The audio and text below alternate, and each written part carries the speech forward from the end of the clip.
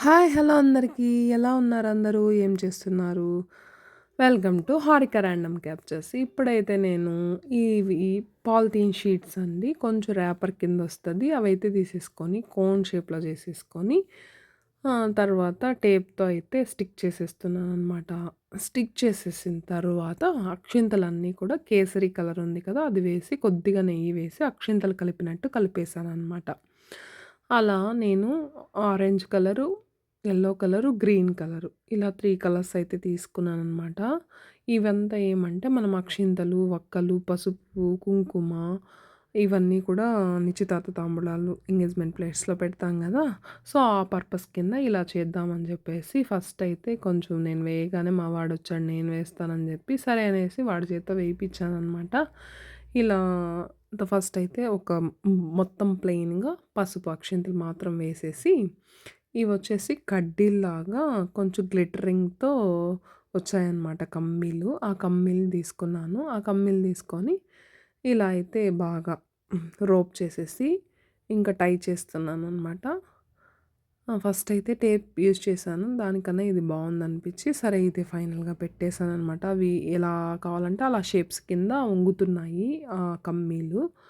తర్వాత అయితే ఏం చేశానంటే, ఒకటి అలా చేశాననమాట. తర్వాత కొద్దిగా పసుపు అంటే యెల్లో కలరు, తర్వాత కొద్దిగా గ్రీన్ కలరు అలా కొంచెం కొంచెం వేస్తే లుక్ వైస్ బావుంటదనిపిచ్చింది. అలా చేసేసాననమాట.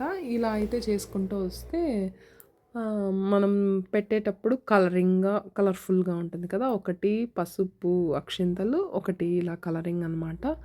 ఏదైతే ఎండ్‌గా వస్తుందో ఇప్పుడు గ్రీన్ ఎండ్‌గా వచ్చింది కాబట్టి గోల్డెన్ కలర్ కమ్మీ ఉంది కదా! ఆ స్టిక్ టైప్ అది యూజ్ చేశాననమాట.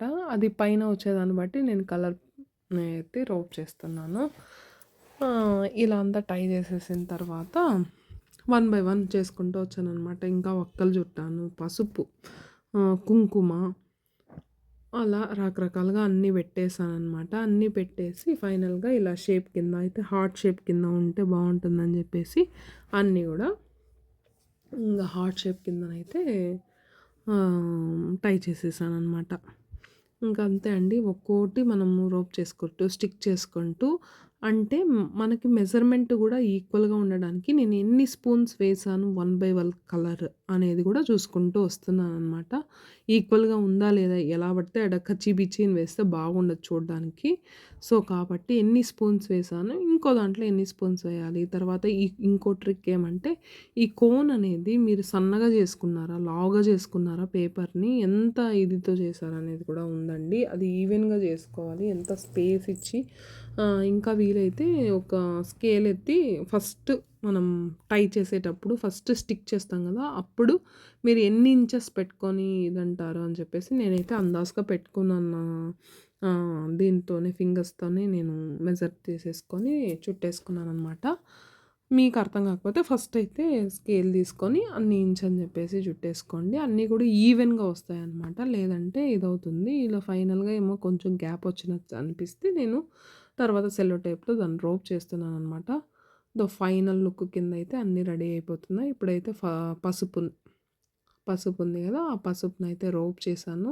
యాక్చువల్లీ పసుపు చేసింది ప్యాక్ అనేది కొద్దిగా తక్కువయిందనమాట. అందుకే నేనేం చేశాను కుంకుమ, వక్కలు అన్నీ గూడా నేను కొద్దిగా తక్కువ చేసేసుకున్నాననమాట. దాన్నన్నీ ఈవెన్ జేయడానికి అలా చేసేసాననమాట. ఇంక పసుపు కాబట్టి రెడ్ అయితే బాగా కనిపిస్తుందని రెడ్ కలర్ స్టిక్‌నయితే తీసేసుకొని ఇలా హార్ట్ షేప్ వచ్చిందనమాట. ఇలా హార్ట్ షేపే బావుందని జెప్పేసి మళ్ళా ఫైనల్‌గా అన్నిటిని కూడా హార్ట్ షేప్ కిందే చేసేసాననమాట. ఇలా వన్ బై వన్ చేసుకుంటూ వచ్చాను. దీనికి 1 అవర్ పట్టింది. 1 అవర్, 1 ½ అవర్ పట్టింది. ప్రతి ప్లేట్ డెకరేషన్ గూడా ఇట్స్ టేక్స్ ఎ టైమ్.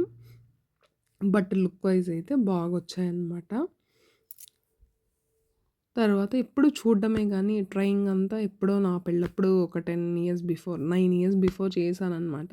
మళ్ళీ ఇప్పుడే చేస్తున్నాను. చూసారా లుక్ వైస్ అయితే ఎంత బాగుందో. ఒక లైక్, సబ్స్క్రైబ్ మర్చిపోకండి.